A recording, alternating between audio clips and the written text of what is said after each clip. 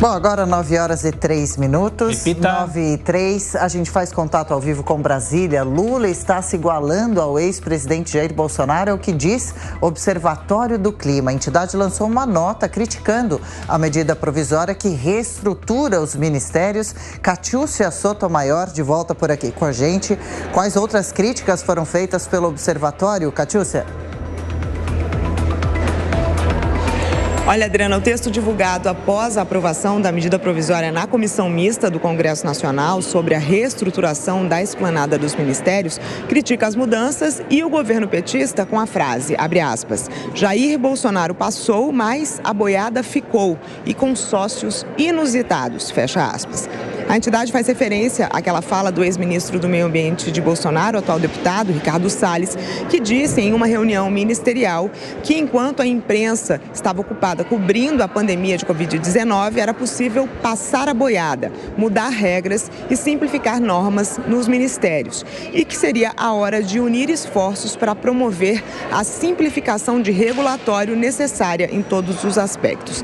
A declaração causou muita polêmica e agora o Observatório do Clima usa essa comparação para dizer que ambos os governos não priorizam a pauta ambiental. A nota diz que a pasta do meio ambiente, que é hoje dirigida por Marina Silva, terá quase a mesma cara que tinha na gestão de Jair Bolsonaro, sem a Agência Nacional de Águas e sem o Cadastro Ambiental Rural, que foram redistribuídos para outros ministérios.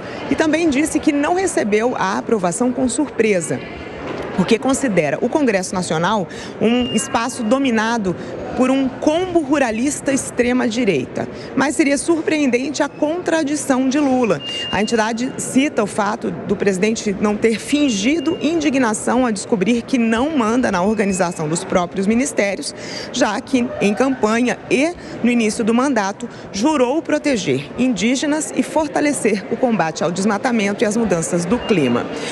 Enquanto o ministro Alexandre Silveira, do Ministério de Minas e Energia, que está num embate com a ministra Marina Silva em relação àquela questão, aquele veto do IBAMA para a exploração de petróleo na foz do Amazonas, diz que Lula é um embaixador ambiental do Brasil, Marina Silva reclama que a credibilidade de Lula não será suficiente para garantir a boa imagem ambiental do país, como o governo tem defendido. Ela disse que a estrutura do governo não é a que ganhou as eleições, é a estrutura do governo que perdeu, comparando também Lula a Bolsonaro. O texto da MP agora deve ser analisado na Câmara, a expectativa é que seja no plenário hoje e depois vai passar para o Senado. Eu volto com vocês. É uma crise que a gente acompanha, daqui a pouco Catiúcia de volta, Diogo Schelp, Lula ia levantando com muito orgulho, inclusive internacionalmente, a bandeira do clima desde a campanha e nesses primeiros meses de mandato. Agora essa confiança fica abalada com essa crise interna entre os ministérios, também o do meio ambiente e o de povos indígenas, Diogo? Bom, é isso que, de fato, Marina Silva vem dizendo, né? Ela justamente usa esse argumento para afirmar que a imagem internacional do Brasil não depende apenas de Lula, depende basicamente de ações que sejam tomadas. Não é nenhuma questão da permanência ou não de Marina Silva no ministério, a meu ver, tem mais a ver com o que o governo vai apresentar de resultados em relação à questão do meio ambiente. O que a gente está vendo é algo que já estava anunciado quando o Lula anunciou o seu ministério já no ano passado, quando começou a apresentar os nomes, e ficava claro que ter nomes ligados à sua base política e outros ministérios para agradar o Centrão, para conseguir trazer o Centrão para o seu lado, de fato ia criar atritos, porque são visões de mundo em muitos momentos muito divergentes e também há de se considerar os interesses fisiológicos, os interesses econômicos de apoio às bases eleitorais regionais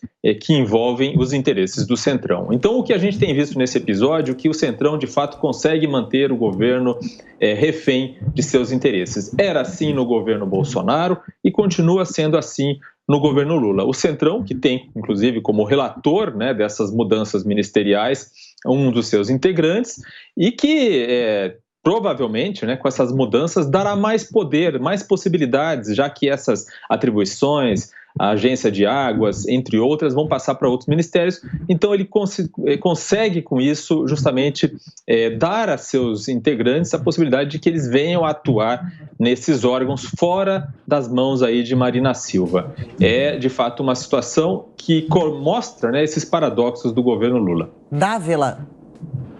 Olha, nós temos que entender duas coisas. A visão antiquada desse governo do meio ambiente. Aliás, todo mundo está falando aí que o Lula defendeu o meio ambiente na campanha eleitoral. Mentira, não tinha nem programa de meio ambiente. Era uma vergonha, era uma página em branco o programa do Lula. Ele não tem noção, por isso que isso mostra que ele não tem visão da política ambiental. A política ambiental não pode ser essa política antiquada dessas ONGs ambientais que fala assim, preservar é manter intacto tudo e não trazer renda para as pessoas. Não, a política ambiental moderna é como numa economia de baixo carbono transformar a preservação em dinheiro para as pessoas.